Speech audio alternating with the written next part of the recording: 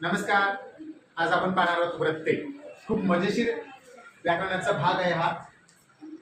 वृत्ते शिकण्याअगोदर काही संकल्पना शिकूयात. पहिलं घेऊयात आपण गद्य. गद्य म्हणजे काय? आपण जे पुस्तकातलं वाचतो, वृत्तपत्रात वाचतो, न्यूजपेपर मध्ये वाचत असतो, ते सगळं काय असतं? गद्य असतं. इव्हन आपल्या एखादा धडा असेल, पाठ असेल, उतारा असेल, ते सगळं गद्यच असतं. त्याच्यानंतरचा भाग आहे पद्य.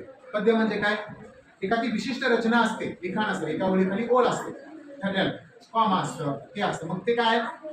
कविता असते. त्याची विशिष्ट अशी रचना असते, शब्दांची विशिष्ट अशी रचना असते. बघ, आणखी ज्या आता बघितलं आपण कविता, पण कवितेत विशिष्ट रचना जी काय असते, कुणाची? शब्दांची. कवितेत विशिष्ट शब्दांची रचना वापरली जाते, त्यास वृत्त किंवा छंद असं म्हणलं जातं. त्याच्यानंतर बघूयात आपण लघु. लघु म्हणजे काय? यू या अक्षराने, हे पहा, यू या किंवा रस्व या अक्षराने दाखवलं जातं. गुरु. गुरु म्हणजे काय?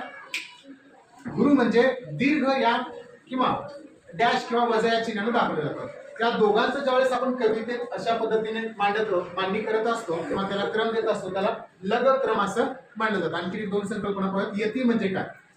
कवितेच्या चरणात आपण ज्या ठिकाणी थांबत असतो, कवितेच्या चरणात किंवा ओळीत आपण ज्या ठिकाणी थांबत असतो, त्याला आपण यती म्हणायचं. आता गण म्हणजे काय? कवितेत आपण तीन शब्दांचा गट केला जातो. कवितेत किंवा अक्षरांचा, तीन अक्षरांचा जो गट असतो, तीन अक्षरांचा जो गट असतो त्याला गण असं म्हणतात. पहिला आपण बघूया वृत्ताचा पहिला प्रकार घेऊयात आपण, अक्षर गण वृत्त. अक्षर गण वृत्त म्हणजे काय? त्यात दडलेलंच आहे. अक्षरांचा गण असतो, गण म्हणजे गट असतो आणि वृत्त असतं. अक्षर गण वृत्त म्हणजे काय? अक्षराचे गट किंवा गण तयार करून तयार झालेले जे वृत्त असतं त्याला अक्षर गणवृत्त असं म्हणलं जातं. या अक्षर गणवृत्ताचे एकूण 8 प्रकार पडतात. य र त न भ ज सम. य र त न भ ज सम. य र त न भ ज सम. हे पहा, य र त न भ ज स म. पहिला आहे य गण. य गण म्हणजे काय? आद्य लघु असते, म्हणजे सुरुवातीला आद्य म्हणजे सुरुवातीला लघु आहे, बाकीचे दीर्घ असतात, म्हणजे गुरु असतात. र म्हणजे काय? मध्य लघु आहे, सुरुवातीला गुरु, मध्य लघु आणि शेवटी अंत्य गुरु असतं. नंतर प्रकार आहे तिसरा गण आहे तो म्हणजे त गण.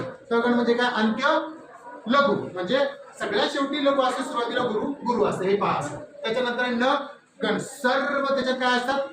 लघुच असतात. हे पहा, you you you you you you म्हणजे असं. ठीक आहे. नंतर आहे भ गण. भ म्हणजे आद्य गुरु असतं, सुरुवातीला गुरु असतं, म्हणजे गुरु लघु. त्यानंतर आहे ज गण. ज गण म्हणजे मध्य गुरु असतं, सुरुवातीला लघु गुरु लघु, त्याला म्हणायचं ज गण. नेक्स्ट आहे स गण. स गण म्हणजे अंत्य गुरु असतं. अंत्य गुरु म्हणजे सुरुवातीला काय असणार? लघु, मध्य लघु आणि अंत्य, शेवटी काय असणार? गुरु असणार. आणि शेवटचा आहे म गण. म गण मध्ये सर्व गुरु असतात, गुरु गुरु गुरु गुरु गुरु गुरु. कळालं? आणखी काय याचे प्रकार? मंदार मालिका असेल, वसंत, हे जे काही प्रकार आहेत, मालिनी, जे काही प्रकार आहेत ते आपण पुढच्या तासिकेत पाहूया. थँक्यू. नमस्कार. आज आपण पाहणार आहोत वृत्ते. वृत्तामध्ये सर्वात प्रथम बघूयात आपण अक्षरगण वृत्त. अक्षरगण वृत्ताचे 3 प्रकार पडतात. त्यातला पहिला आहे भुजंग प्रयाग. भुजंग प्रयाग म्हणजे काय? ज्या कवितेच्या चरणात 4 गण असतात आणि 12 अक्षर येऊन यती 6व्या अक्षरावर येते, त्याला भुजंग प्रयाग असं म्हणलं जातं. त्याच्यामध्ये येणारे गण असतात य य य य अशा प्रकारे. त्याचे उदाहरण घेऊया आपण. लागलीच सदा सर्वदा योग तुझा घडावा, हे त्याचं उदाहरण आहे. तुझे कारणी देह माझा पडावा, उपेक्षू नको गुणवंता अनंता, रघुनायका मागणे हे जी आता. हे या भुजंग प्रयागचं उदाहरण झालं. त्याच्यानंतर दुसरा प्रकार तो म्हणजे वसंत तिलका. वसंत तिलका याच्यामध्ये चरणात 4 गण येतात. त्याचं नाव आहे, त्या गणाचं नाव आहे त भ ज ज ग ग. मुळात त्याच्यामध्ये 4च गण पडतात, पण उरलेले जे 2 आहेत ते गुरु आहेत. ग साठी कन्फ्युज होऊ नका. आणि त्याचबरोबर 14 अक्षरे येऊन यती 8व्या अक्षरावरती येत असते. उदाहरण आरक्त होय